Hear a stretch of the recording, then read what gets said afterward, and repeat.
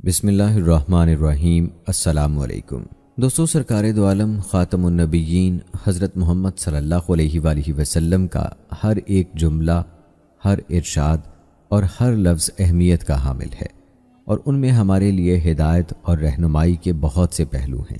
لیکن جناب نبی کریم صلی اللہ علیہ وآلہ وسلم کے ہزاروں ارشادات عالیہ میں جن چند ارشادات کو بہت زیادہ اہمیت حاصل ہے، ان میں حجۃ الوداع کا خطبہ بھی شامل ہے۔ رسول اللہ صلی اللہ علیہ وآلہ وسلم نے جو آخری حج ادا کیا، اسے دو حوالوں سے حجۃ الوداع کہتے ہیں۔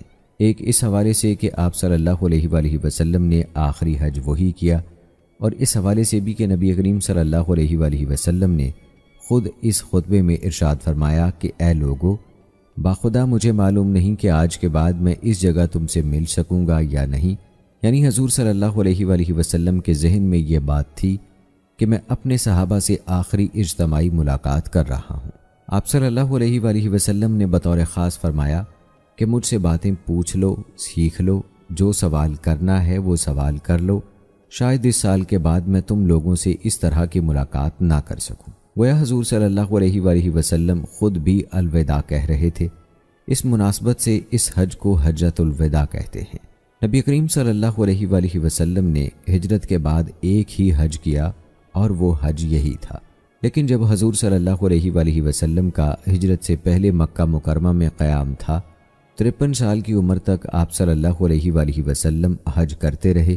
آپ صلی اللہ علیہ وآلہ وسلم نے کتنے حج ادا کیے، ان کی تعداد کا ذکر نہیں ہے۔ محدثین یہ فرماتے ہیں کہ جب سے حضور صلی اللہ علیہ وآلہ وسلم نے ہوش سنبھالا اور مکہ میں رہے، تو ظاہر ہے کہ ہر سال حج میں شریک ہوتے رہے ہوں گے۔ روایات میں یہ ذکر آتا ہے کہ حج کے موقع پر جو اجتماع ہوتا تھا، مینا میں، عرفات میں، لوگ دنیا کے مختلف حصوں سے حج کے لیے آتے تھے، تو نبی کریم صلی اللہ علیہ وآلہ وسلم اس اجتماع سے فائدہ اٹھاتے تھے۔ آپ صلی اللہ علیہ وآلہ وسلم مختلف خیموں میں جاتے تھے، لوگوں سے ملتے تھے اور دعوت دیتے تھے۔ چنانچہ انصار مدینہ کے دونوں گروہوں اوس اور خزرج کے ساتھ رسول اللہ صلی اللہ علیہ وآلہ وسلم کا جو رابطہ ہوا، وہ حج ہی کے موقعوں پر ہوا۔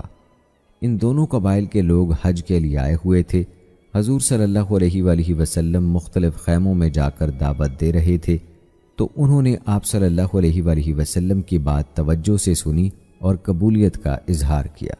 دوستو، اب ہم آپ کو حجۃ الوداع کی پیشگی تیاری کے بارے میں بتاتے ہیں، اور یہ بھی بتاتے ہیں کہ مسلمانوں نے پہلا حج کب ادا کیا۔ تو دوستو، رمضان المبارک 8 ہجری میں مکہ فتح ہوا۔ 9 ہجری میں مسلمانوں نے اجتماعی طور پر حضرت ابو بکر صدیق رضی اللہ تعالی عنہ کی امارت میں پہلا حج ادا کیا۔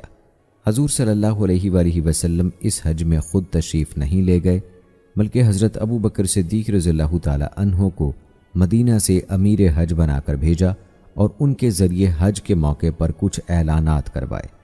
ان کے بعد حضرت علی رضی اللہ تعالی عنہ کو بھیجا، کچھ اعلانات ان کے ذریعے کروائے، اور آئندہ سال اپنے حج کے لیے تیاری کی۔ اس تیاری میں 2-3 باتیں اہم تھیں۔ پہلی یہ کہ مختلف عرب قبائل کے ساتھ جو معاہدات تھے، ان میں سے کچھ کو باقی رکھنے کا فیصلہ کرنا تھا اور کچھ کو ختم کرنے کا۔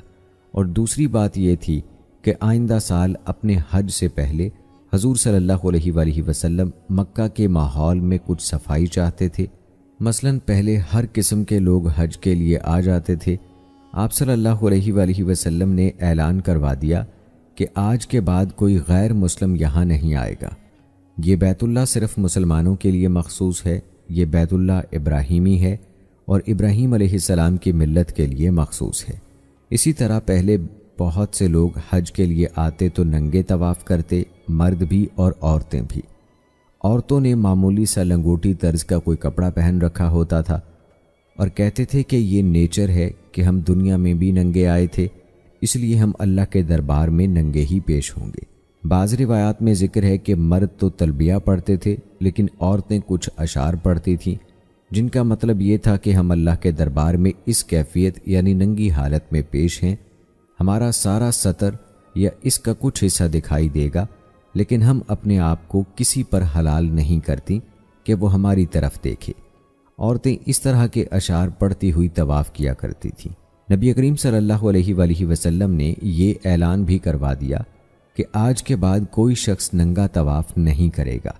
عورتیں تو مکمل لباس میں ہوں گی اور باحیا باوقار طریقے سے آ کر طواف کریں گی، اور مرد بھی اپنا جسم مکمل طور پر ڈھانپیں گے، لیکن 2 چادروں سے۔ یہ 2 اعلان حضور صلی اللہ علیہ وآلہ وسلم نے اگلے سال کے لیے کروا دیے کہ اگلے سال کوئی غیر مسلم حج کے لیے نہیں آئے گا اور کوئی ننگا طواف نہیں کرے گا۔ اس کے علاوہ اور بھی متفرق اعلانات کروائے کہ آج کے بعد حج میں فلاں عمل ہوگا اور فلاں نہیں ہوگا۔ پھر اس اہتمام کے ساتھ نبی کریم صلی اللہ علیہ وآلہ وسلم نے پورا سال مختلف قبائل میں پیغامات بھیجے کہ آئندہ سال رسول اللہ صلی اللہ علیہ وآلہ وسلم حج کے لیے تشریف لے جا رہے ہیں، اس لیے جو مسلمان بھی اس موقع پر پہنچ سکتا ہے پہنچے۔ چنانچہ پورا سال یہ اعلانات ہوتے رہے، لوگوں تک یہ پیغام پہنچتا رہا کہ جس مسلمان نے حضور صلی اللہ علیہ وآلہ وسلم کی رفاقت حاصل کرنی ہے، معیت حاصل کرنی ہے، جس نے آپ صلی اللہ علیہ وآلہ وسلم سے کوئی بات پوچھنی ہے، تو وہ حج پر پہنچے۔ اس طرح 10 ہجری کے حج کے لیے پورے اہتمام کے ساتھ جزیرۃ العرب کے مختلف علاقوں سے لوگ آئے۔ ایک روایت کے مطابق 1,40,000 صحابہ کرام رضوان اللہ اجمعین حجۃ الوداع کے موقع پر جمع ہوئے۔ یہ نبی کریم صلی اللہ علیہ وآلہ وسلم کی زندگی میں صحابہ کرام رضوان اللہ اجمعین کا سب سے بڑا اجتماع تھا۔ حضور صلی اللہ علیہ وآلہ وسلم کی حیات میں اس سے بڑا صحابہ کا اجتماع نہیں ہوا۔ صحابہ کرام رضوان اللہ اجمعین مختلف علاقوں سے آئے اور انہوں نے نبی کریم صلی اللہ علیہ وآلہ وسلم کے ساتھ حج ادا کیا۔ آئیے دوستو اب یہ جانتے ہیں کہ حضور صلی اللہ علیہ وآلہ وسلم نے حجۃ الوداع کے خطبات میں کیا فرمایا تھا اور کون کون سی ہدایات فرمائیں۔ تو دوستو اس حج کے موقع پر حضور صلی اللہ علیہ وآلہ وسلم نے بہت سی ہدایات فرمائیں۔ ایک خطبہ حضور صلی اللہ علیہ وآلہ وسلم نے عرفات میں ارشاد فرمایا۔ یہی خطبہ سنت رسول صلی اللہ علیہ وآلہ وسلم کے طور پر اب بھی 9 ذی الحجہ کی دوپہر کو عرفات کے میدان میں پڑھا جاتا ہے۔ دوسرا خطبہ وہ ہے جو حضور صلی اللہ علیہ وآلہ وسلم نے مینا میں ارشاد فرمایا۔ یہ 2 تو باقاعدہ خطبے ہیں۔ اس موقع پر صحابہ کرام کثیر تعداد میں تھے۔ انہوں نے نبی کریم صلی اللہ علیہ وآلہ وسلم سے خطبات سنے، جس کو جو بات یاد رہی اس نے وہ آگے نقل کر دی۔ اس کے علاوہ حضور صلی اللہ علیہ وآلہ وسلم سے بہت سے سوالات پوچھے گئے، جن کے آپ صلی اللہ علیہ وآلہ وسلم نے جوابات دیے۔ حضور صلی اللہ علیہ وآلہ وسلم نے حج کے مختلف مسائل کے بارے میں بھی ہدایات دیں۔ صحابہ کرام رضوان اللہ اجمعین سے عرفات اور مینا میں نبی کریم صلی اللہ علیہ وآلہ وسلم نے جو کچھ فرمایا، صحابہ کرام نے جو بات یاد رکھ کر آگے منتقل کی، اس کو محدثین نے محفوظ کر لیا۔ ان سب کا مجموعہ محدثین کی اصطلاح میں حجۃ الوداع کا خطبہ کہلاتا ہے۔ اس میں عرفات و مینا کے 2 خطبے بھی شامل ہیں اور مختلف مواقع پر نبی اکرم صلی اللہ علیہ وآلہ وسلم کے دیگر عمومی خطابات بھی شامل ہیں۔ وہ زمانہ لکھنے پڑھنے کا زمانہ نہیں تھا، بلکہ یادداشت کا زمانہ تھا، اور یادداشت پر لوگ اعتماد کرتے تھے۔ یہ حجۃ الوداع کا خطبہ 20 بلکہ اس سے بھی زیادہ سینکڑوں روایات میں نقل ہوا ہے۔ اس حجۃ الوداع کے خطبے پر محدثین نے مختلف ادوار میں کام کیا ہے۔ حجۃ الوداع کی اہمیت کی ایک بات تو یہ ہے کہ یہ حضور صلی اللہ علیہ وآلہ وسلم کی حیات مبارکہ میں صحابہ کرام کا سب سے بڑا اجتماع تھا۔ دوسرا یہ کہ حضور صلی اللہ علیہ وآلہ وسلم نے خود اپنی زبان مبارک سے فرمایا کہ شاید یہ میری تمہاری آخری اجتماعی ملاقات ہو۔ اور پھر ایک بہت اہمیت والی بات یہ ہے کہ اس موقع پر ہی آیت تکمیل دین نازل ہوئی۔ دوستو رسول اللہ صلی اللہ علیہ وآلہ وسلم نے حجۃ الوداع کے موقع پر بہت اہم اعلانات فرمائے۔ مثلا آپ صلی اللہ علیہ وآلہ وسلم نے ایک بڑی اہم اور تاریخی بات یہ فرمائی کہ یاد رکھو، جاہلیت کا دور ختم ہو گیا اور اسلام کا دور شروع ہو گیا ہے۔ حضور صلی اللہ علیہ وآلہ وسلم نے فرمایا کہ آگاہ رہو، جاہلیت کا ہر کام میں اپنے ان دونوں قدموں کے نیچے دفن کر رہا ہوں۔ دوستو حضور صلی اللہ علیہ وآلہ وسلم کے آنے سے علم کا، روشنی کا دور شروع ہوا۔ نبی کریم صلی اللہ علیہ وآلہ وسلم کو قرآن مجید نے یہ حکم دیا کہ لوگوں کے معاملات کو وحی کے مطابق طے کیجیے اور وحی کے مقابلے میں ان کی خواہشات کی طرف مت دیکھیے۔ نبی اکرم صلی اللہ علیہ وآلہ وسلم نے یہ ارشاد فرمایا تھا کہ جاہلیت کی ساری قدریں آج میرے پاؤں کے نیچے ہیں۔ گویا آپ صلی اللہ علیہ وآلہ وسلم ارشاد فرما رہے ہیں کہ جاہلیت کا دور ختم ہوا اور میں جاہلیت کی ساری قدریں اپنے پاؤں کے نیچے روند کر نسل انسانی کو علم کے دور کی طرف لے کر آگے بڑھ رہا ہوں۔ اس سے ایک سوال یہ پیدا ہوتا ہے کہ رسول اللہ صلی اللہ علیہ وآلہ وسلم کے مبارک قدموں کے نیچے کون کون سی قدریں پامال ہوئیں۔ ہمیں اس کا ذرا تجزیہ کر لینا چاہیے کہ وہ کون سی قدریں تھیں جو حضور صلی اللہ علیہ وآلہ وسلم کے اعلان نبوت سے پہلے عرب معاشرے میں موجود تھیں، لیکن اعلان تکمیل دین تک مٹ چکی تھیں۔ ان قدروں میں ایک قدر تھی شرک، یہ 20 سال پہلے پورے عروج پر تھا، لیکن اب جزیرۃ العرب میں کوئی بت خانہ باقی نہیں تھا، اور حضور صلی اللہ علیہ وآلہ وسلم نے مکہ مکرمہ میں لوگوں کو اپنی دعوت کا بنیادی پیغام یہ بتایا تھا کہ اے لوگو، کہو کہ اللہ کے سوا کوئی عبادت کے لائق نہیں تاکہ تم فلاح پا جاؤ۔ دوستو، ایک قدر نسل پرستی کی تھی کہ عرب معاشرے میں عرب اور عجم، کالے اور گورے کا فرق تھا۔ حضور صلی اللہ علیہ وآلہ وسلم نے اسے ختم کیا۔ اس کے علاوہ شراب تھی، لاٹری اور جوا تھا، سود تھا، بے حیائی اور زنا تھا، ہم جنس پرستی تھی۔ یہ ساری قدریں 20 سال پہلے اپنے پورے عروج پر تھیں، لیکن جب حضور صلی اللہ علیہ وآلہ وسلم نے فرمایا کہ یہ ساری قدریں میرے پاؤں کے نیچے ہیں، تو ان قدروں کا عرب معاشرے میں کوئی وجود باقی نہیں رہا تھا، اور جو سوسائٹی حضور صلی اللہ علیہ وآلہ وسلم نے متعارف کروائی وہ حقیقی انسانی قدروں سے مالا مال تھی۔ چنانچہ حضور صلی اللہ علیہ وآلہ وسلم نے صرف ان جاہلی قدروں کو ختم کرنے کا اعلان ہی نہیں کیا، بلکہ دنیا کو ایک ایسی سوسائٹی بنا کر دکھا دی جس میں شرک، زنا، شراب، سود، ناچ گانا، فحاشی، جوا، نجوم پرستی اور نسل پرستی کا کوئی وجود نہیں تھا۔ اور جب اپنے اعلان نبوت کے 22-23 سال بعد مینا کے مقام پر کھڑے ہو کر حضور صلی اللہ علیہ وآلہ وسلم نے موضوع تحت قدمی کہہ کر اپنی دعوت کے نتیجے کا اعلان کیا، تو اس کا مطلب یہ تھا کہ اللہ نے جو کام آپ صلی اللہ علیہ وآلہ وسلم کو دے کر بھیجا تھا، آپ اس میں کامیاب ہو چکے تھے۔ دوستو، تاریخ میں اور کوئی شخصیت آپ کو ایسی نہیں ملے گی جو یہ دعویٰ کر سکے کہ میں اپنا کام، اپنا مشن مکمل کر کے جا رہا ہوں۔ تاریخ انسانی میں حضور صلی اللہ علیہ وآلہ وسلم وہ واحد شخصیت ہیں جن کو یہ اعزاز حاصل ہے کہ انہوں نے اپنا مشن پورا کیا، اور نہ صرف پورا کیا بلکہ تکمیل پر اپنے صحابہ کو اس پر گواہ بنایا۔ حجۃ الوداع کے موقع پر حضور صلی اللہ علیہ وآلہ وسلم نے صحابہ کرام رضوان اللہ اجمعین سے فرمایا کہ قیامت کے روز تم سے میرے بارے میں پوچھا جائے گا۔ جب قیامت کا دن ہوگا، اللہ کی عدالت ہوگی، تو اللہ تم لوگوں سے پوچھے گا کہ تمہاری طرف ایک پیغمبر کو مشن دے کر، پیغام دے کر بھیجا تھا، اس نے اپنا فرض ادا کیا یا نہیں؟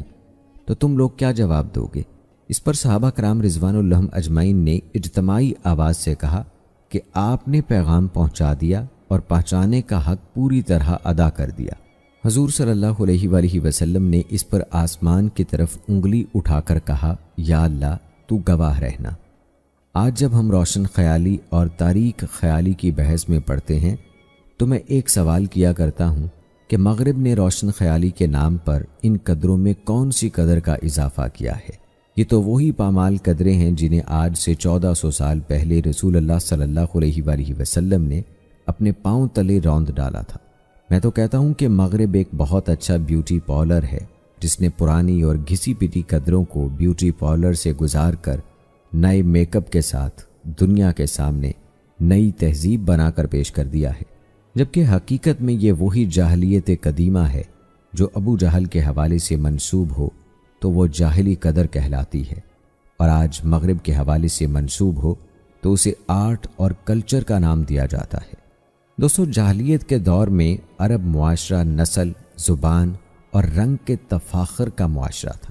قریشی غیر قریشیوں کو برا نہیں سمجھتے تھے، عرب غیر عربوں کو برا نہیں سمجھتے تھے۔ یہ سلسلہ آج بھی ہے، بے شک اس پر جتنی چاہے لیپا پوتی کی جائے، لیکن رنگ اور نسل کی بنیاد پر تفاخر اور برتری کا یہ جذبہ آج بھی دنیا میں صاف نظر آتا ہے، علاقائی سطح پر بھی اور عالمی سطح پر بھی۔ یہ بات اس زمانے میں عروج پر تھی۔ آپ اس بات سے اندازہ کیجئے کہ نبی کریم صلی اللہ علیہ وآلہ وسلم نے مکہ فتح کرنے کے بعد جب کعبہ کا کنٹرول سنبھالا، چابیاں منگوائیں اور کعبہ کو بتوں سے پاک کیا، تو حضور صلی اللہ علیہ وآلہ وسلم نے حضرت بلال رضی اللہ تعالی عنہ سے کہا کہ بیت اللہ کی چھت پر کھڑے ہو کر اذان دو۔ یہ اعلان ایک طوفان تھا اس معاشرے میں کہ کیا ایسا بھی ہو سکتا ہے؟ بلال رضی اللہ تعالی عنہ ایک تو آزاد کردہ غلام ہیں، پھر کالے رنگ کے ہیں، عربی بھی نہیں بلکہ حبشی ہیں، کیا یہ بیت اللہ کی چھت پر کھڑا ہو کر اذان دے گا؟ وہاں طوفان مچ گیا۔ لیکن اعلان چونکہ نبی اکرم صلی اللہ علیہ وآلہ وسلم نے کیا تو کس کی مجال تھی کہ کچھ کہے؟ لیکن ایک قریشی سردار نے یہ منظر دیکھ کر جو جملہ کہا اسے تاریخ والوں نے یوں نقل کیا ہے کہ اے میرے باپ، تو بڑا خوش قسمت ہے کہ یہ منظر دیکھنے کے لیے آج زندہ نہیں ہے۔ بعد میں یہ قریشی سردار صحابی ہو گئے تھے، لیکن اس وقت جب یہ منظر دیکھا تو روایت ہے کہ آنکھوں پر ہاتھ رکھ لیا اور اپنے باپ کا نام لے کر کہا کہ میرے باپ، تو بڑا خوش قسمت ہے جو اس منظر کو دیکھنے سے پہلے دنیا سے چلا گیا کہ ایک کالے رنگ کا غیر عرب آدمی بیت اللہ کی چھت پر کھڑا ہے اور اللہ کا نام بلند کر رہا ہے۔ عام رواج یہ تھا کہ قریش اور غیر قریش کا خون برابر نہیں سمجھا جاتا تھا۔ روایات میں آتا ہے کہ قریشی اگر کسی غیر قریشی کو قتل کر دیتا تو جواب میں قریشی قتل نہیں ہوتا تھا، جبکہ غیر قریشی اگر کسی قریشی کو قتل کرتا تو بدلے میں 2 آدمی قتل ہوتے۔ اور پھر عرب و غیر عرب کا بھی فرق تھا کہ عربوں کو اپنی زبان پر بڑا فخر تھا، اس میں کوئی شک نہیں کہ عربی زبان واقعی فخر کی چیز ہے، لیکن اتنا بھی فخر کیا کہ دوسروں کو گونگا ہی کہنا شروع کر دے، اس لیے کہ اجمی کا معنی گونگا ہے۔ وہ ہمیں اجمی کہتے تھے کہ یہ گونگے ہیں، ان کو زبان نہیں آتی، جبکہ عرب فصیح کو کہتے ہیں۔ عرب کا لفظی معنی فصیح، بلیغ، عمدہ گفتگو کرنے والا، اور اجمی کا معنی گونگا کہ جس کے منہ میں زبان نہ ہو، جو بول نہ سکتا ہو۔ چنانچہ یہ لسانی تفاخر تھا۔ نبی کریم صلی اللہ علیہ وآلہ وسلم نے فتح مکہ پر اس رسم کو توڑ کر سب کو برابر کھڑا کر دیا، اور پھر حجۃ الوداع کے موقع پر اس کی تاکید فرمائی کہ اے لوگو، بے شک تمہارا رب بھی ایک ہے اور تمہارا باپ بھی ایک، آگاہ رہو، کسی عربی کو کسی اجمی پر، کسی اجمی کو کسی عربی پر، کسی سفید فام کو کسی سیاہ فام پر، اور کسی سیاہ فام کو کسی سفید فام پر کوئی فضیلت حاصل نہیں۔ فضیلت کا معیار صرف تقویٰ ہے۔ تم میں سے اللہ کے نزدیک زیادہ عزت کا مستحق وہ ہے جو زیادہ حدود کا پابند ہے۔ یعنی حضور صلی اللہ علیہ وآلہ وسلم نے فرمایا کہ میں آج تمام قسم کے نسلی لسانی تفاخرات کا خاتمہ کرنے کا اعلان کر رہا ہوں۔ تم میں سے کسی عربی کو اجمی پر فضیلت نہیں ہے اور کسی سرخ کو کالے پر فضیلت نہیں ہے۔ آپ صلی اللہ علیہ وآلہ وسلم نے صرف یہ اعلان نہیں فرمایا بلکہ ایک ایسی سوسائٹی قائم کی کہ واقعتاً لوگوں نے دیکھا کہ یہ سارے امتیازات ختم ہو گئے تھے۔ تابعین میں ایک بڑے بزرگ گزرے ہیں، عطا ابن ابی رباح رضی اللہ تعالی عنہ، بڑے محدث، بڑے فقیہ اور بڑے امام ہیں۔ وہ غلاموں کے خاندان سے تھے اور آزاد کردہ غلام تھے، سیاہ رنگ کے تھے۔ کہتے ہیں کہ شکل زیادہ مناسب نہ تھی اور ناک ایسے تھی جیسے لوبیا ہوتا ہے، لیکن وہ مکہ کے سب سے بڑے فقیہ تھے۔ بڑے بڑے علماء کو بھی مسئلہ پوچھنا ہوتا تو ان سے پوچھتے تھے کہ حضرت یہ مسئلہ کیا ہے؟ سلیمان ابن عبد الملک جو اس زمانے میں آدھی دنیا پر مسلم حکومت کے خلیفہ تھے، وہ حج پر آئے۔ ایک موقع پر عطا ابن ابی رباح رحمۃ اللہ علیہ نماز پڑھ کر بیٹھے تھے اور امیر المومنین و خلیفۃ المسلمین سلیمان ابن عبد الملک کو حج کے متعلق 2-3 مسئلے پوچھنے تھے۔ اپنے بیٹوں کو ساتھ لائے اور آ کر بیٹھے۔ حضرت نماز سے فارغ ہوئے اور ایسے ہی بیٹھے بیٹھے گردن موڑ کر پوچھا، جی فرمائیے۔ امیر المومنین صاحب نے مؤدب بیٹھے ایک مسئلہ پوچھا، پھر دوسرا پوچھا۔ جب مطلوبہ مسئلے پوچھ لیے اور اٹھ کر جانے لگے تو اپنے بیٹوں سے کہا، بیٹو علم حاصل کرو، یہ علم ہی ہے جس کی وجہ سے مجھے اس کالے کے سامنے نیچا ہونا پڑا، یہ علم ہی ہے جس نے اس کو یہ مقام بخشا کہ مجھے امیر المومنین ہو کر اس کے سامنے مؤدب ہو کر بیٹھنا پڑا۔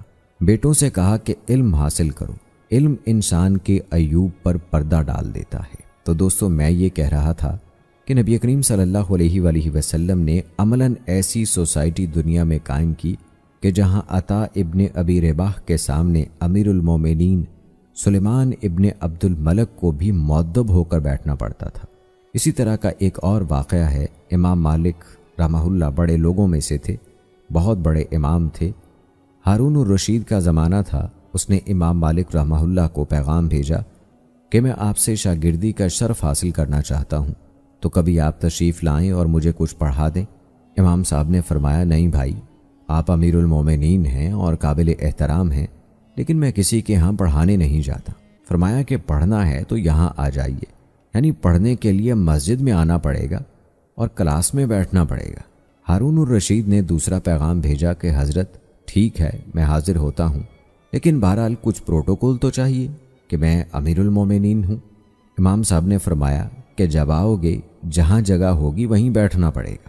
روایات میں آتا ہے کہ ہارون الرشید اپنے بیٹے مامون اور امین کے ساتھ آیا تو مجلس میں پیچھے جگہ ملی، وہیں بیٹھا، حدیثیں سنی اور پھر یہ کہا کہ میں خود کو اس بات کا اہل نہیں سمجھتا کہ روایت حدیث میں اپنے آپ کو راوی شمار کروں، لیکن اس عظیم المرتبت شخصیت کا شاگرد ہونے کے لیے میں نے ایسا کیا ہے۔ یہ صرف اس لیے کیا کہ مجھے شاگردی کا شرف حاصل ہو جائے، کہ حدیث کی کسی سند میں کسی کونے میں میرا نام بھی لکھا جائے کہ یہ فلاں محدث کا شاگرد ہے اور فلاں حدیث روایت کرتا ہے۔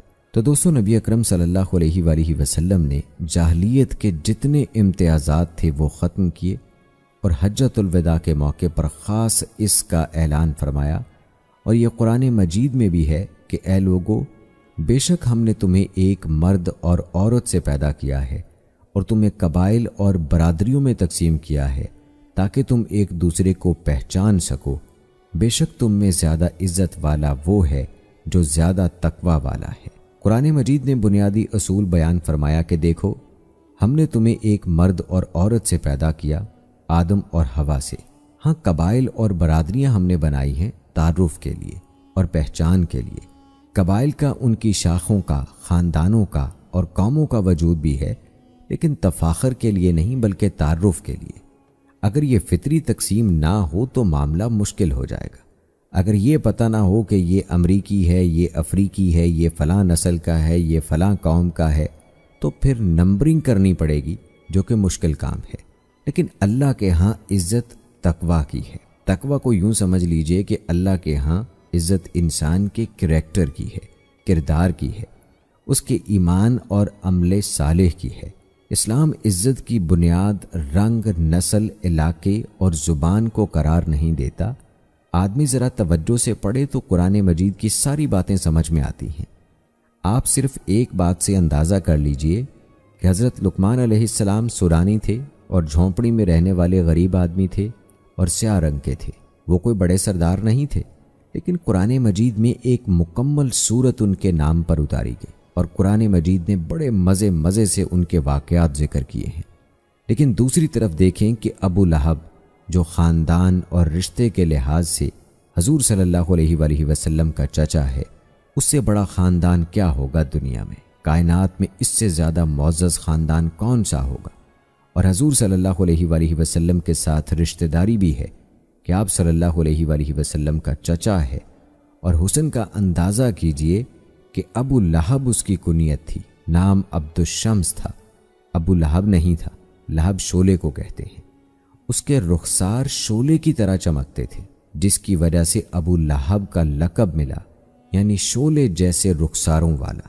خوبصورت بھی ہے، مال بھی ہے، مکہ میں رہتا ہے، مکہ کے مجاوروں میں سے ہے اور خاندان بھی بڑا ہے، لیکن قرآن مجید نے یوں ذکر کیا ہے کہ ابو لہب کے دونوں ہاتھ ٹوٹ گئے اور وہ ہلاک ہو گیا۔ روایات میں آتا ہے کہ اس کی بیوی ام جمیل جب زیورات پہن کر بیٹھتی تو زیورات کے بوجھ سے اٹھ نہیں سکتی تھی، عورتیں سہارا دے کر اٹھایا کرتی تھیں۔ لیکن قرآن میں ہے کہ بڑا مال تھا اس کے پاس جو کسی کام نہیں آیا۔ چنانچہ قرآن مجید نے معیار بتا دیا کہ لقمان علیہ السلام اگر تقوی کے معیار پر پورا اترتے ہیں تو وہ حکمت والے ہیں، اور ابو لہب اس معیار پر پورا نہیں اترتا تو لعنت کا مستحق ہے اور اللہ تعالیٰ کی طرف سے غضب کا مستحق ہے۔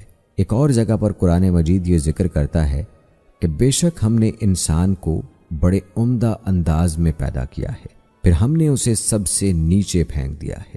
یعنی انسان احسن تقویم بھی ہے اور اسفل سافلین بھی ہے، سب سے اوپر کا نمبر بھی اسی کا ہے اور سب سے نیچے کا نمبر بھی اسی کا ہے، لیکن کس بنیاد پر؟ ایمان، کردار اور عمل کی بنیاد پر۔ دوستو، زمانہ جاہلیت سے حج کے حوالے سے ایک طریقہ یہ چلا آ رہا تھا کہ قریشی عرفات میں نہیں جاتے تھے۔ حج کی ترتیب تو یہ ہے کہ مینا میں چند دن رہتے ہیں، اس دوران 9 ذی الحج کو عرفات جاتے ہیں، شام کو مزدلفہ جاتے ہیں اور مغرب و عشاء اکٹھی پڑھتے ہیں، پھر رات کو مزدلفہ ہی میں رہتے ہیں اور صبح کو فجر پڑھ کر وہاں سے نکلتے ہیں۔ چنانچہ سب لوگ عرفات جاتے تھے، لیکن قریشی نہیں جاتے تھے، کہتے تھے کہ ہم VIP ہیں۔ مطلب یہ تھا کہ ہم بہادر لوگ ہیں اور ممتاز لوگ ہیں۔ چونکہ قریش کا ہی وہاں کنٹرول تھا اور واقعتاً وہ بہت بڑا قبیلہ سمجھا جاتا تھا اور عرب میں ان کو بڑا احترام حاصل تھا، اس لیے قریشیوں نے اپنے کچھ امتیازات رکھے ہوئے تھے۔ ان میں سے ایک یہ تھا کہ وہ حرم کی حدود سے باہر نہیں جاتے تھے۔ مینا اور مزدلفہ کا ایک کونا حرم میں ہے، جبکہ باقی عرفات جو ہے وہ حرم سے باہر ہے۔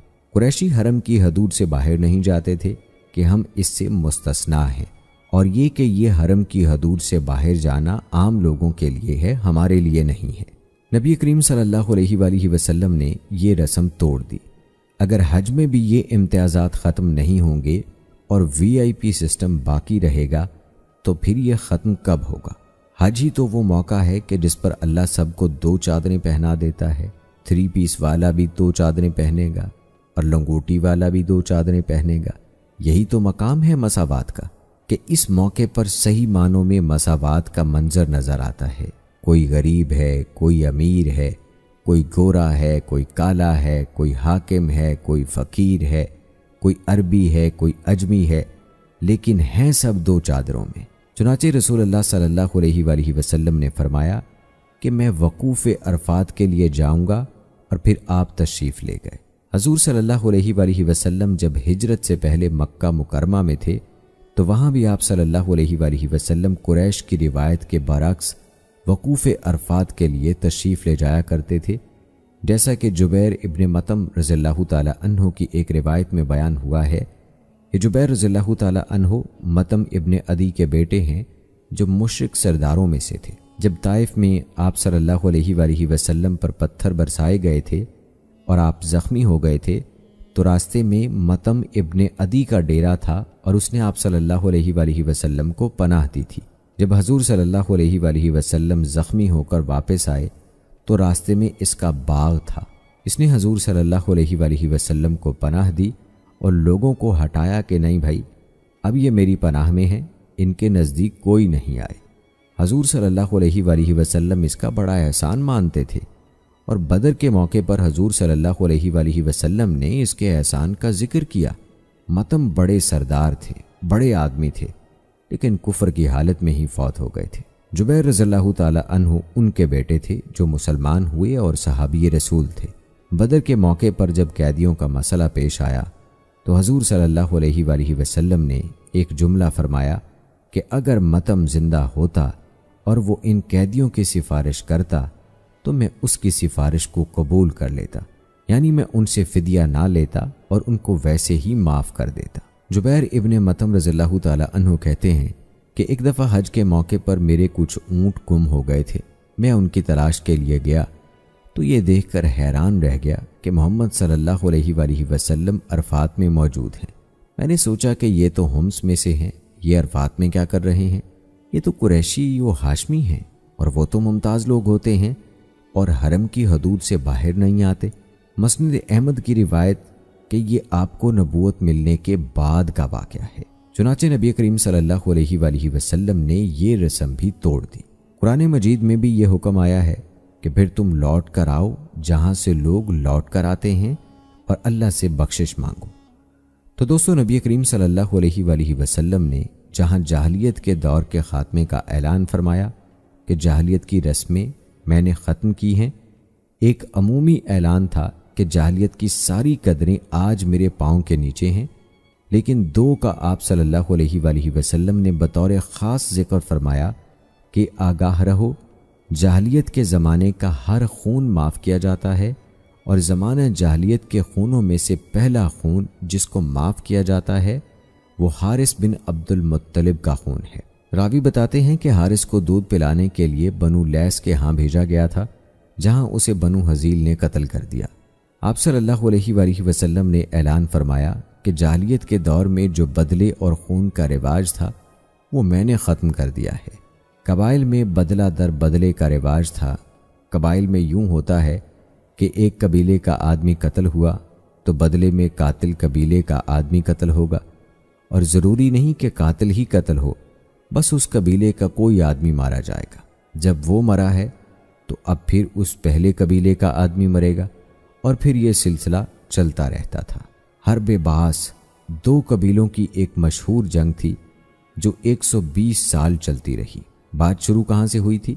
کہتے ہیں کہ بات یہاں سے شروع ہوئی کہ ایک آدمی کا درخت تھا جس پر کبوتری نے گھونسلہ بنا رکھا تھا اور انڈے دے رکھے تھے۔ کسی نے اسے پتھر مار کر گھونسلہ اور انڈے توڑ دیے۔ پہلے آدمی نے کہا کہ اچھا، میری زمین پر اور میرے درخت پر اس نے یہ کر دیا، یہ تو میری توہین ہوئی ہے۔ کبوتری کا انڈا نہیں ٹوٹا، یہ تو میری ناک کٹ گئی۔ اس نے پتھر مارنے والے کو قتل کر دیا۔ بس پھر دونوں قبائل کے درمیان 120 سال تک جنگ رہی۔ حضرت عائشہ رضی اللہ تعالی عنہا ایک بڑی عجیب بات فرماتی ہیں کہ اوس اور خزرج کے درمیان کئی نسلوں تک جنگ رہی ہے۔ یہ دونوں انصار کے قبیلے تھے، انہوں نے ایک دوسرے کے جوان قتل کر دیے، بہت بربادی ہوئی۔ پھر تنگ آ کر بڑے بوڑھے اکٹھے ہوئے کہ بھائی کوئی راستہ نکالو، آخر ہم کب تک لڑیں گے؟ جب اس طرح کی جنگ ہو تو پھر آپس میں ایک دوسرے پر اتفاق نہیں ہوتا۔ طے ہوا کہ کوئی تیسرا آدمی تلاش کیا جائے جس پر ہم دونوں اکٹھے ہو جائیں۔ نبی کریم صلی اللہ علیہ وآلہ وسلم جب اوس اور خزرج کے لوگوں کو حج کے موقع پر مینا میں ان کے خیموں میں دعوت دینے آئے تو انہوں نے آپس میں خسر پھسر کی اور کہا کہ بھائی یہ آدمی ٹھیک ہے، ان کو جگہ کی ضرورت ہے اور ہمیں آدمی کی ضرورت ہے۔ تو یہ تھی شروعات۔ حضور صلی اللہ علیہ وآلہ وسلم طائف کے واقعے کے بعد اس تلاش میں تھے کہ مجھے کوئی ٹھکانہ ملے تو میں وہاں اپنا مرکز بناؤں، یعنی کوئی قبیلہ حامی بھرے تو میں وہاں جاؤں۔ اس لیے کہ آپ صلی اللہ علیہ وآلہ وسلم خیموں میں جا کر مختلف قبائل کو دعوت دے رہے تھے۔ ادھر اوس اور خزرج اس تلاش میں تھے کہ کوئی ایسا آدمی ملے جس پر ہم اکٹھے ہو جائیں۔ چنانچہ یہ دو باتیں اکٹھی ہو گئیں اور ان قبائل نے کہا کہ ہم تیار ہیں، آپ ہمارے ہاں تشریف لے آئیں۔ پھر اگلے سال بیعت عقبہ اولیٰ ہوئی اور اس سے اگلے سال بیعت عقبہ ثانیہ۔ سارے معاہدات ہوئے، پھر اللہ تعالیٰ نے حکم دیا کہ آپ ہجرت کر جائیں۔ حضرت عائشہ رضی اللہ تعالیٰ عنہا ان واقعات کی حکمت اور اس کے فلسفے پر ایک خوبصورت تبصرہ کرتی ہیں۔ یہ بھی ایک مستقل موضوع ہے، یعنی علم اسرار دین۔ وہ فرمایا کرتی تھیں کہ جنگ باس میں اوس اور خزرج کے بڑے بڑے سردار قتل ہو گئے تھے اور انصار مدینہ انتشار و افتراق کا شکار تھے، لیکن یہ جنگ اس بات کا باعث بن گئی کہ حضور صلی اللہ علیہ وآلہ وسلم مدینہ منورہ تشریف لے آئے۔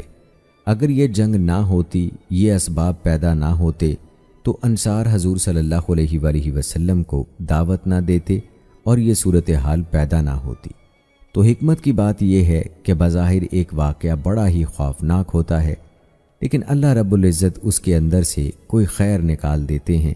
دوستوں، میں اس پر بات کر رہا تھا کہ زمانہ جاہلیت کے زمانے میں بدلہ در بدلے کا رواج تھا، یہاں تک کہ مائیں اپنے بچوں کو لوریاں دے دے کر سبق پڑھایا کرتی تھیں کہ تمہارے باپ کا قاتل فلاں ہے، تم نے بڑے ہو کر اس کا بدلہ لینا ہے۔ یعنی انہیں بچپن سے تیار کیا جاتا تھا کہ تمہارے باپ کو فلاں نے قتل کیا ہے، تمہارے دادا کو فلاں نے قتل کیا ہے، تمہارے چچا کو فلاں نے قتل کیا ہے، اس لیے فلاں کا بدلہ بھی تمہارے ذمے ہے اور فلاں کا بدلہ بھی تمہارے ذمے ہے۔ اور ہمارے ہاں آج بھی دیہات اور قبائل میں انتقال اور بدلے کا یہ رواج موجود ہے۔ حضور صلی اللہ علیہ وآلہ وسلم نے فرمایا کہ جاہلیت کے سارے خون بدلے آج میں ختم کرنے کا اعلان کرتا ہوں۔ آج کے بعد کسی پرانے قتل پر کوئی کسی سے بدلہ نہیں لے گا، اس لیے کہ آخر کہیں تو بریک لگنی تھی۔ معاملہ تبھی صاف ہونا تھا۔ فرمایا کہ تمہارے آپس میں پچھلے جتنے بدلے تھے سب ختم، اور فرمایا کہ میں یہ اپنے گھر سے شروع کر رہا ہوں۔ ربیہ ابن حارث کا بیٹا بچپن میں کسی خاندان میں دودھ پینے کے لیے بھیجا گیا تھا تو وہاں کسی نے قتل کر دیا۔ قبائلی روایت کے مطابق اس کا بدلہ لینا ان کے ذمے تھا۔ فرمایا میرے گھر کا بچہ قتل ہوا تھا اور قبائلی روایت کے مطابق ہمارے ذمے اس کا بدلہ بنتا ہے، لیکن میں اس کو ختم کرنے کا اعلان کرتا ہوں۔ چنانچہ میں پہلے اپنے گھر کا خون معاف کرتا ہوں اور پھر تمام خونوں کے ختم کرنے کا اعلان کرتا ہوں۔ آج کے بعد پچھلے کسی قتل کے حوالے سے کوئی کسی سے بدلہ نہیں لے گا۔ فرمایا جاہلیت کی یہ قدر میں توڑنے کا اعلان کرتا ہوں۔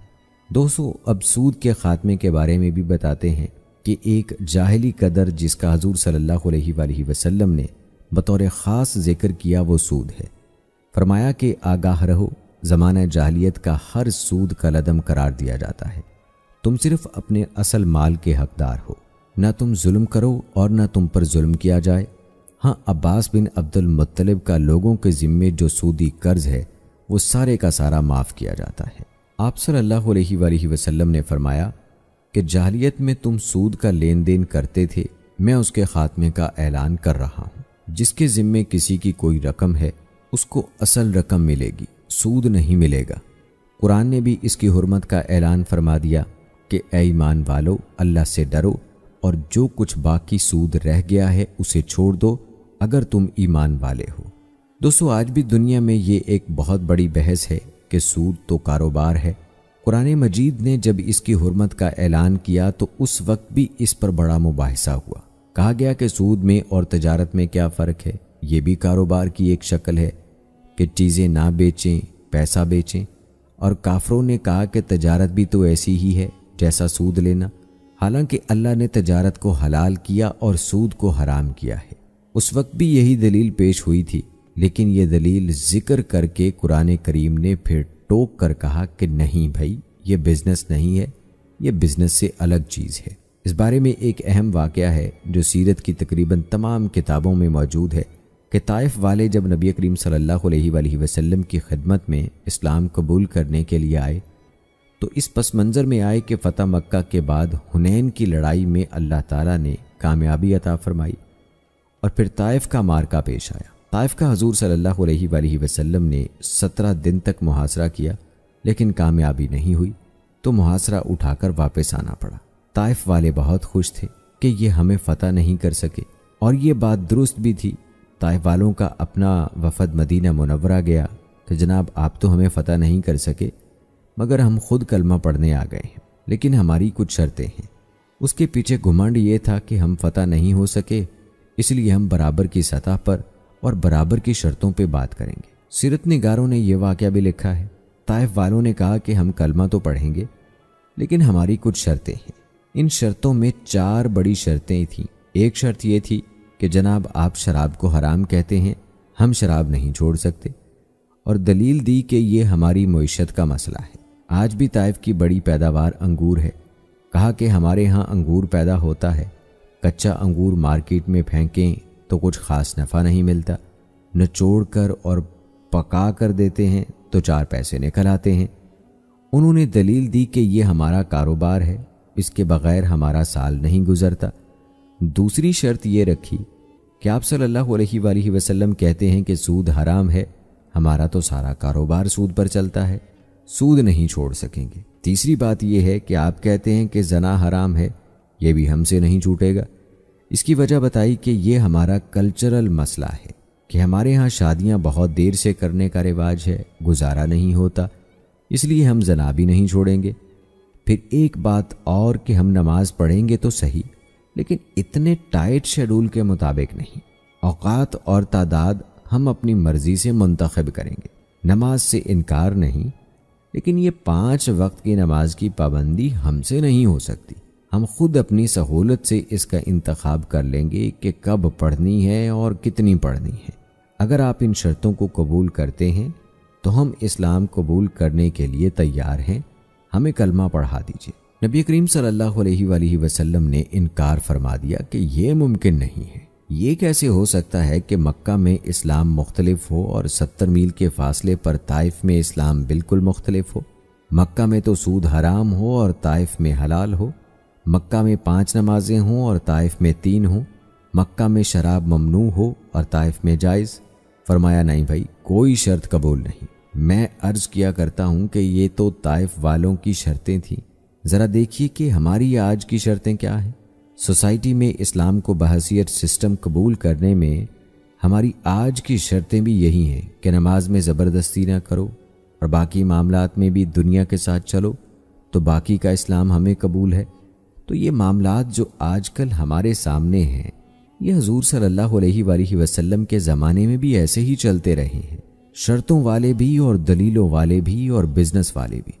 لیکن اس کے باوجود نبی کریم صلی اللہ علیہ وآلہ وسلم نے یہ حجۃ الوداع کے خطبے میں صاف اعلان فرمایا کہ جعلیت کے تمام سود ختم، آج کے بعد جو بھی اس معاملے میں ہے صرف اصل رقم کا حقدار ہے، سود کی رقم ختم۔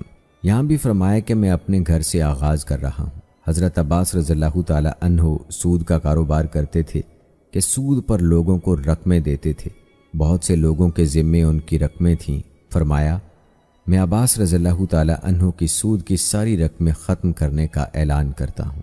میرے چچا عباس رضی اللہ تعالی عنہ جو مکہ میں سود کا کاروبار کرتے تھے، ان کی رقمیں جن کے ذمے ہیں ان کے ذمے سود نہیں ہوگا، صرف اصل رقم واپس کرنا ہوگی۔ دوستو آئیے آپ کو یہ بھی بتاتے ہیں کہ حجۃ الوداع کے موقع کا سب سے اہم اعلان کیا تھا۔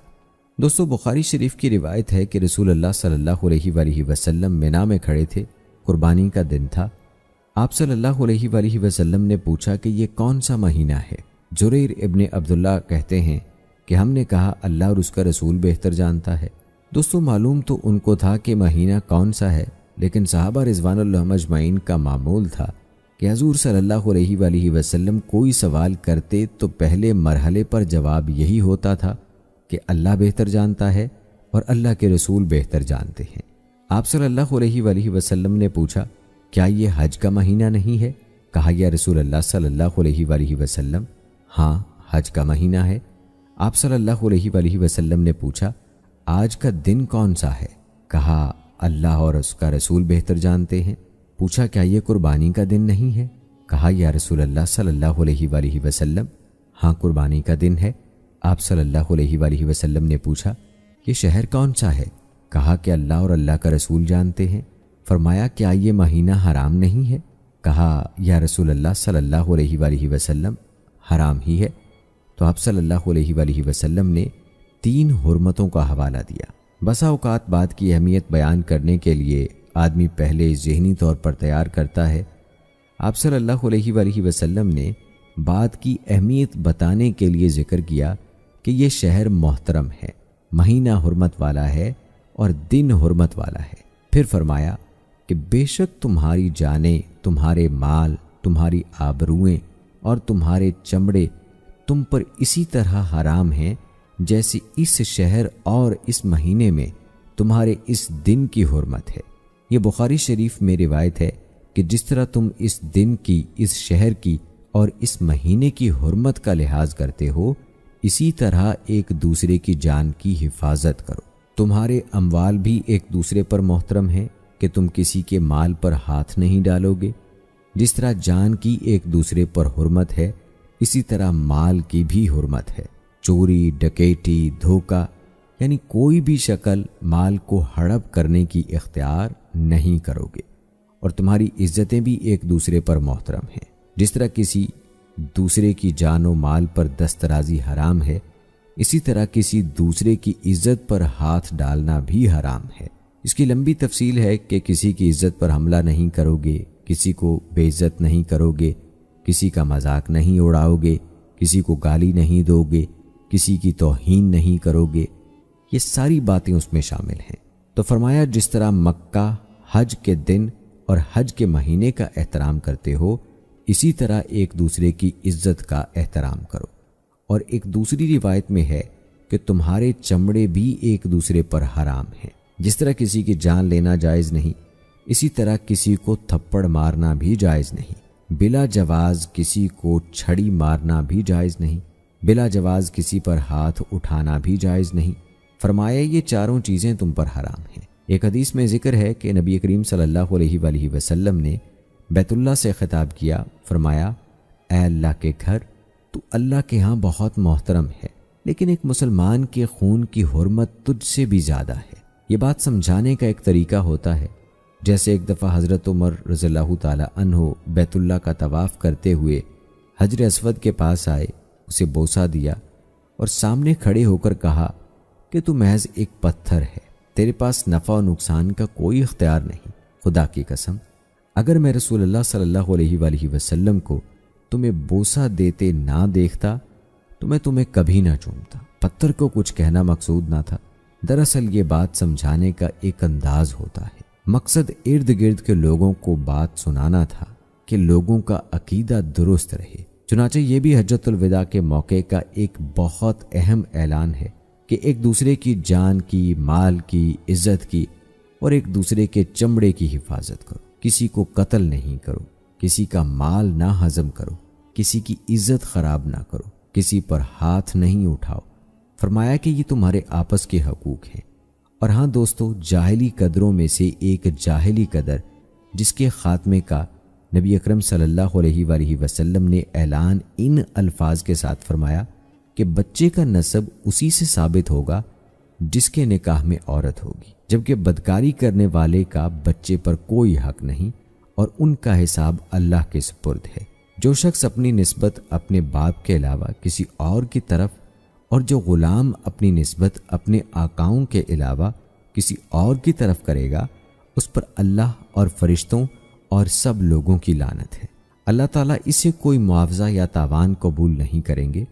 جاہلیت میں یہ رواج تھا کہ زبان سے معاہدہ کر کے رشتے طے ہو جاتے تھے کہ یہ میرا باپ ہے، یہ میرا بیٹا ہے۔ بھائی بھائی کہہ دیا تو بھائی ہو گئے، باپ بیٹا کہہ دیا تو بس یہ رشتہ بن گیا۔ کسی کو ماں کہہ دیا تو وہ ماں ہو گئی، کسی عورت نے کسی کو بیٹا بنا لیا تو بس یہ رشتہ قائم ہو گیا۔ یہ زبان سے اور معاہدے سے رشتہ دار بننا جاہلیت کے زمانے میں تھا اور اس کو معاشرے میں تسلیم کیا جاتا تھا۔ آج بھی بہت سے معاشروں میں اسے تسلیم کیا جاتا ہے۔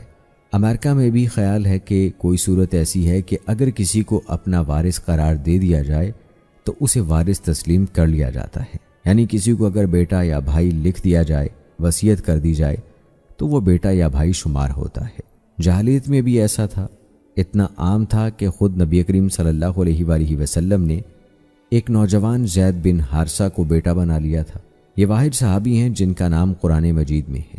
قرآن مجید میں صحابہ کرام رضوان اللہ اجمعین کا ذکر تو ہے، بعض صحابہ کی خصوصیات کی طرف اشارات بھی ہیں، لیکن کسی کا نام نہیں ہے۔ اگر کسی صحابی کا نام قرآن مجید میں ہے تو وہ زید ابن حارثہ کا ہے۔ یہ رسول اللہ صلی اللہ علیہ وآلہ وسلم کے آزاد کردہ غلام تھے اور غلاموں میں سب سے پہلے اسلام قبول کرنے والے تھے۔ زید ابن حارثہ سے حضور صلی اللہ علیہ وآلہ وسلم کو بڑی محبت تھی اور حضور صلی اللہ علیہ وآلہ وسلم کو ان سے بھی محبت تھی اور ان کے بیٹے اسامہ بن زید رضی اللہ تعالی عنہ سے بھی۔ رسول اللہ صلی اللہ علیہ وآلہ وسلم نے نہ صرف حضرت زید رضی اللہ تعالی عنہ کو بیٹا بنایا بلکہ ان کا اپنی پھوپھی زاد سے نکاح بھی کر دیا۔ حضرت زینب بنت جحش رضی اللہ تعالی عنہ سے اپنے خاندان میں رشتہ کروا کر ان کا یہ سٹیٹس بھی قائم کر دیا کہ قریش کے داماد ہیں، ہاشمیوں کے داماد ہیں، اور وہ زید بن محمد کہلانا شروع ہو گئے، جبکہ حضور صلی اللہ علیہ وآلہ وسلم کی کنیت ابو زید ہو گئی کہ یہ زید کے باپ ہیں۔ لیکن اللہ تبارک و تعالیٰ نے جاہلیت کی یہ رسم توڑی اور حضور صلی اللہ علیہ وآلہ وسلم سے توڑوائی۔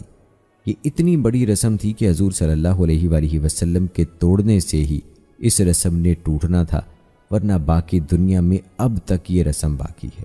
قرآن مجید نے واضح طور پر فرما دیا کہ نہیں، ان کے اصل باپوں کے نام سے پکارو، اللہ کے ہاں یہی پورا انصاف ہے۔ چنانچہ حضور صلی اللہ علیہ وآلہ وسلم کو بھی منع فرما دیا گیا۔ حضور صلی اللہ علیہ وآلہ وسلم نے کنیت ترک کر دی اور زید بن محمد پھر زید بن حارثہ کہلانا شروع ہو گئے۔ بلکہ اس سے اگلی بات کہ جب زید ابن حارثہ رضی اللہ تعالی عنہ نے زینب بنت جحش کو طلاق دے دی، نباہ نہیں ہوا، آپس میں مزاج نہیں ملے، تو اللہ تعالیٰ نے زینب بنت جہش رضی اللہ تعالیٰ عنہا کا نکاح حضور صلی اللہ علیہ وآلہ وسلم سے کروا دیا۔ یہ اتنی بڑی بات تھی جاہلیت کے اس معاشرے میں کہ ایک طوفان کھڑا ہو گیا کہ بہو سے نکاح کر لیا، بیٹے کی بہو سے نکاح کر لیا۔ اللہ تعالیٰ نے اس لیے فرمایا کہ میں نے یہ نکاح کروایا ہے، یہ نہیں کہا کہ میں نے آپ کو اجازت دی ہے کہ یہ نکاح کر لیں۔ ایک بہت پرانی رسم توڑنی تھی تو اللہ تعالیٰ نے بھی اسی سطح پر یہ بات کی۔ قرآن مجید میں کہا کہ جب زید نے طلاق دے دی زینب کو تو زوجنا کہا ہم نے اس کا نکاح آپ سے کرا دیا۔ زینب بنت جہش بڑے فخر سے دوسری ازواج مطہرات سے یہ ذکر کیا کرتی تھیں کہ تمہارے نکاح فرش پر ہوئے اور میرا نکاح عرش پر ہوا۔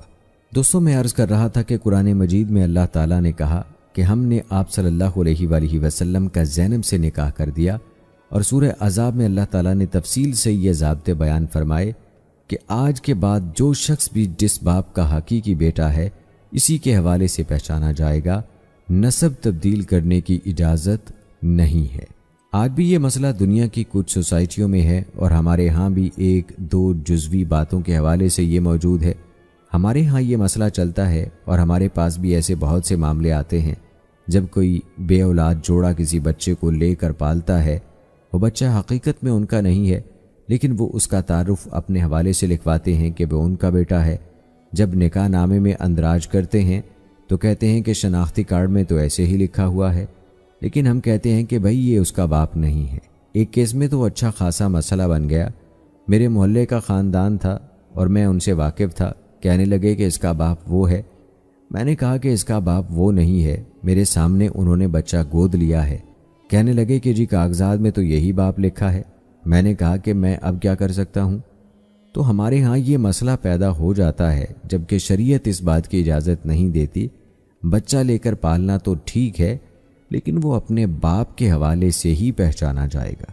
قرآن مجید میں بھی نسبت تبدیل کرنے سے روکا گیا ہے، اور خود نبی کریم صلی اللہ علیہ وآلہ وسلم نے بھی اس سے منع فرمایا ہے۔ اس کے علاوہ دوستو یہاں یہ بھی جان لیجئے کہ حضور نبی کریم صلی اللہ علیہ وآلہ وسلم کے اس آخری حج کے موقع پر اللہ پاک کی طرف سے دین اسلام کی تکمیل کا اعلان کیا گیا، بلکہ بخاری شریف کی روایت ہے کہ امیر المومنین حضرت عمر بن خطاب رضی اللہ تعالی عنہ سے ان کے دور خلافت میں ایک یہودی عالم نے کہا، یا حضرت، آپ کے قرآن میں ایک آیت ایسی ہے کہ وہ آیت اگر ہم پر نازل ہوئی ہوتی تو ہم اس کے نازل ہونے کے دن کو عید بنا لیتے، ہم اس پر باقاعدہ ڈے مناتے کہ فلاں دن یہ آیت نازل ہوئی تھی۔ حضرت عمر رضی اللہ تعالی عنہ نے پوچھا کہ کون سی آیت؟ اس نے کہا، جس کا ترجمہ ہے، آج میں تمہارے لیے تمہارا دین پورا کر چکا، اور میں نے تم پر اپنا احسان پورا کر دیا، اور میں نے تمہارے لیے اسلام ہی کو دین پسند کیا۔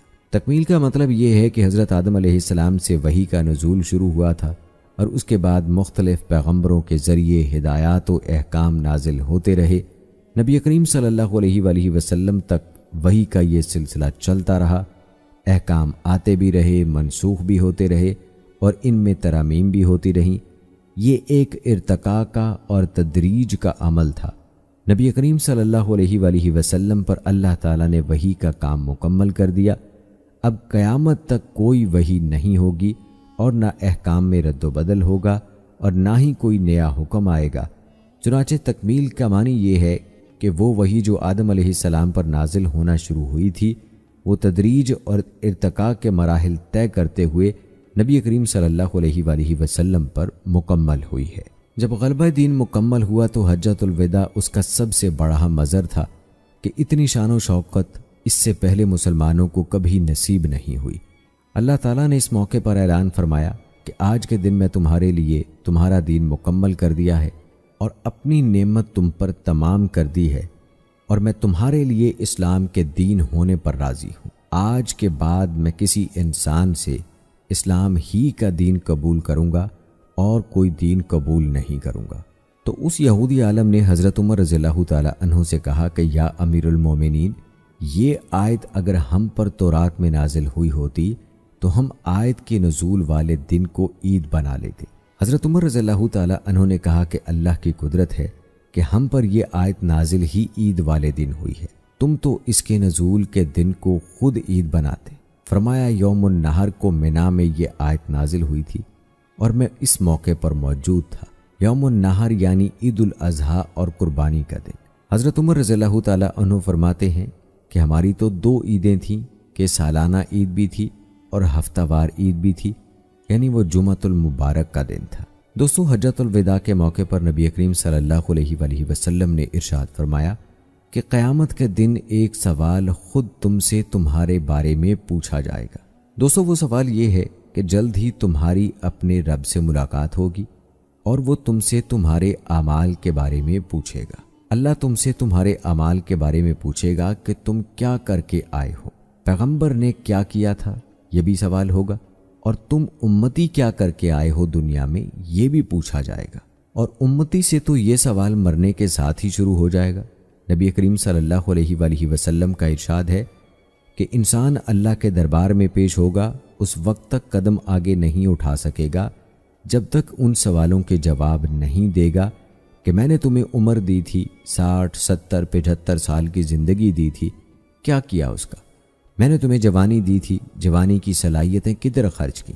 اور میں نے تمہیں مال دیا تھا، رزق دیا تھا، وہ کیسے کمایا اور کہاں خرچ کیا؟ اور جتنا علم اس کو حاصل تھا اس پر کتنا عمل کیا؟ تو سو کائنات کی ہر چیز ٹل سکتی ہے لیکن رب کا سامنا نہیں ٹل سکتا۔ یہ ایک ایسی حقیقت ہے جس کو کوئی جھٹلائے تب سامنا ہوگا اور نہ مانے تب سامنا ہوگا۔ چنانچہ آپ صلی اللہ علیہ وآلہ وسلم نصیحت فرما رہے ہیں، قیامت کے روز تم سے تمہارے اعمال کے بارے میں پوچھا جائے گا۔ اپنے اعمال کو سیدھا رکھو تاکہ کل اللہ کا سامنا کر سکو، سوال کا جواب دے سکو اور تمہاری پیشی صحیح ہو۔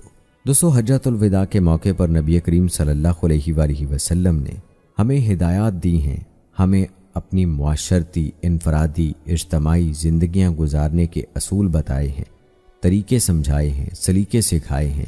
چنانچہ حجۃ الوداع کے موقع پر آپ صلی اللہ علیہ وآلہ وسلم نے ایک بات یہ بتائی کہ میں جو کچھ تم سے کہہ رہا ہوں یہ تم تک محدود نہیں رہنا چاہیے، بلکہ انہیں ان لوگوں تک پہنچاؤ جو یہاں نہیں ہیں۔ سنو، جو موجود ہیں وہ یہ باتیں ان تک پہنچا دیں جو موجود نہیں۔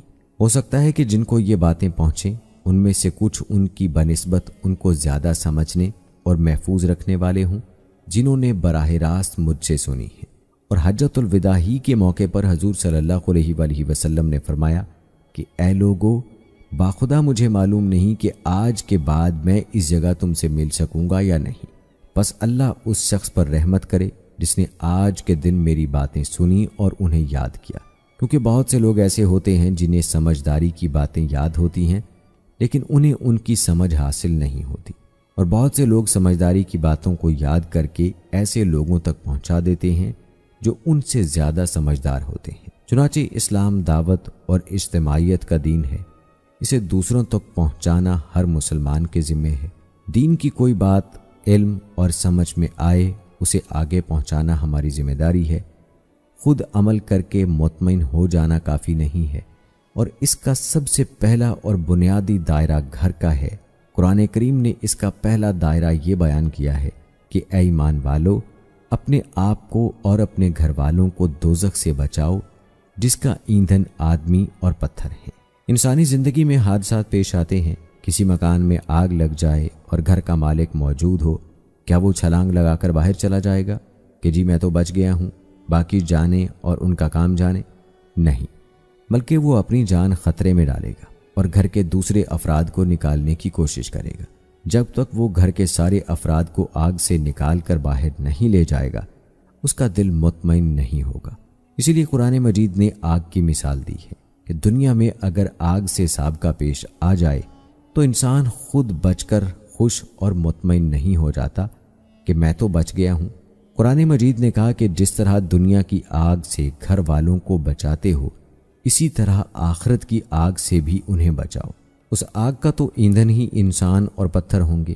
خیر خواہی کے درجات اس طرح ہیں کہ سب سے پہلے گھر کے افراد، پھر محلہ، پھر برادری، پھر سوسائٹی، پھر شہر، پھر قوم، پھر ملک اور پھر دنیا۔ دوستو، حضور صلی اللہ علیہ وآلہ وسلم نے فرمایا کہ یہ جو باتیں میں تم سے کہہ رہا ہوں انہیں اپنے آپ تک محدود نہ رکھنا بلکہ انہیں دنیا تک پہنچاؤ۔ آپ صلی اللہ علیہ وآلہ وسلم نے تو ایک یہ فریضہ بتلایا، پھر اس کی حکمت بھی بتائی کہ جس کا مشاہدہ ہم پچھلے 1400 سال کے عرصے میں کرتے ہوئے آئے ہیں۔ فرمایا کہ بسا اوقات ایک آدمی کوئی بات سنتا ہے اور اسے آگے کسی اور تک پہنچا دیتا ہے۔ ہو سکتا ہے کہ وہ سننے والا اس بات پہنچانے والے سے زیادہ سمجھدار ہو اور اس بات سے زیادہ فائدہ اٹھائے جس تک بات پہنچائی گئی ہے۔ ممکن ہے کہ اللہ تعالیٰ نے اسے زیادہ عقل دے رکھی ہو، پہلا آدمی گویا پائپ لائن کا کام دے رہا ہو۔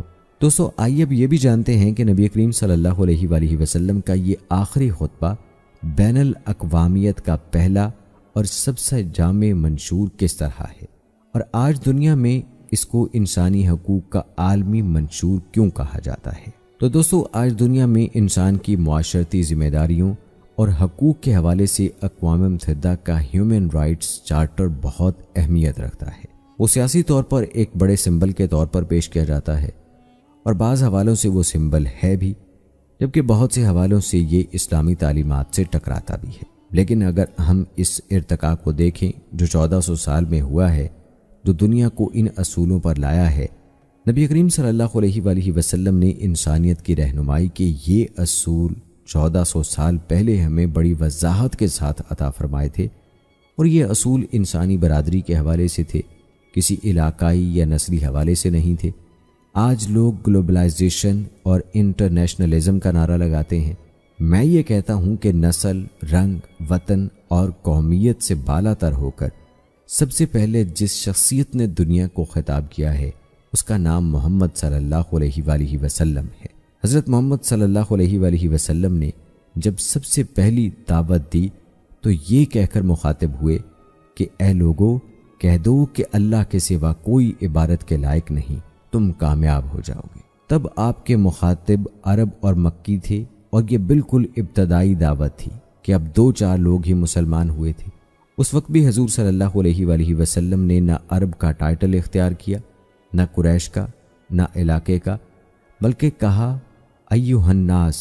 اس لیے میں یہ عرض کیا کرتا ہوں کہ دنیا میں سب سے پہلے گلوبلائزیشن کی بات نبی کریم صلی اللہ علیہ وآلہ وسلم نے کی۔